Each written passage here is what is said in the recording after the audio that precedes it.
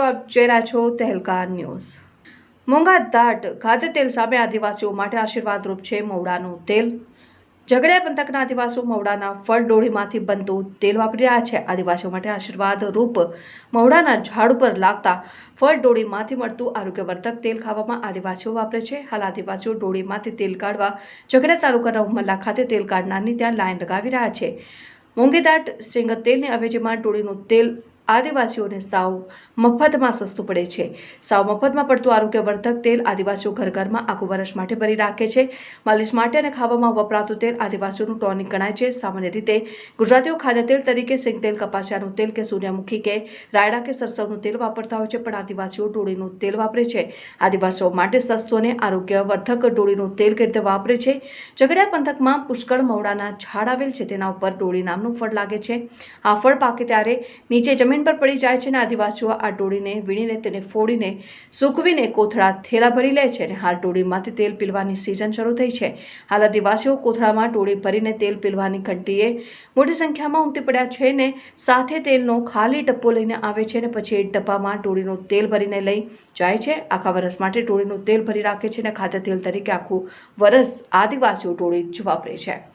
આદિવાસીઓને ડોળીનું તેલ સાવ મફતમાં પડે છે, કારણ કે મવડા ફળડોળીને જંગલની પેદાશ હોવાથી મફતમાં મળે છે। માત્ર તેલ પીલવાનો ખર્ચ જ ન જેવું હોવાથી સરવાળે આદિવાસીઓને આ તેલ સાવ મફતમાં મળી રહે છે અને આદિવાસીઓના જણાવ્યા અનુસાર ડોળીનું તેલ આરોગ્ય માટે ખૂબ સારું ગણાય છે। આદિવાસીઓ માટે આ તેલ અમૃત સમાન છે। ખાસ કરીને માલિશ માટે આ તેલ વપરાય છે। ખાવામાં પણ આરોગ્યવર્ધક હોવાથી ડોળીનું તેલ ખાતા આદિવાસીઓ ક્યારેય બીમાર પડતા નથી। હાલ ઉમરલા ખાતે તેલ પીલવાની ઘંટીએ તેલ પીલવા આદિવાસીઓ ખાતે મોટી સંખ્યામાં ઉમટી પડ્યા છે અને વરસાદ પહેલા આદિવાસી આખા વર્ષનું તેલ ભરી લે છે।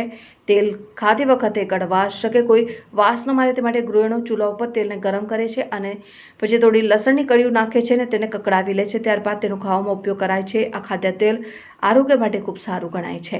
રિપોર્ટર રવિ સૈયદ, તહેલકા ન્યૂઝ, ઉમરલા, ભરૂચ। મહારાજ ગમલાએ શું કહો છો તમે? અશોક મહારાજ આ ડોળી કઈ રીતે તૈયાર થાય છે અને શું કરવામાં? આ જંગલમાં મોવડા કે એમની ડોળો આવે, એને ફોડી અને સૂકવીને પછી અહીં તેલ કઢાવે આવે। ઉમરલા ગામમાં તેલ કઢાવીએ। આ આયુર્વેદિક તેલ કહેવાય। એ આદિવાસી માટે વિટામિન સારું આવે અને અમૃત છે। આ તેલનો તમે કઈ રીતે ઉપયોગ કરો છો? ખાવામાં ઉપયોગ કરીએ છીએ। એનું વિટામિન સારું આવે અને આદિવાસીઓ માટે અમૃત છે। મોતીભાઈ મોવાથી વસાવા। તમે આ ડોરીનું તેલ કઢાવવા આવો છો? હા। ડોરી કઈ રીતે તૈયાર થાય છે તે જરા કહેશો? હા, મોરીનો ઝાડ આવે, એમાં પહેલા ફૂલ આવે, તેમાંથી નીચે પડે, પછી વણી લઈએ, પછી એમાંથી દારૂ બનાવે પીવા માટે।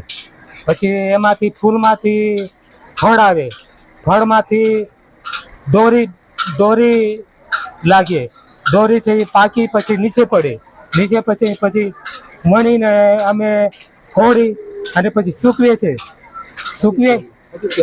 હા, પછી સૂકવીને પછી ઉમરલા ગામે બજાર છે, તેમાંથી ફેક્ટરી જેવો છે, તેમાંથી અમે તેલ કાઢીને પછી ખાઈએ છીએ અને એ અમૃત જેવું લાગે અમને। અમારા આદિવાસી એ પ્રમાણે અમને સારું છે।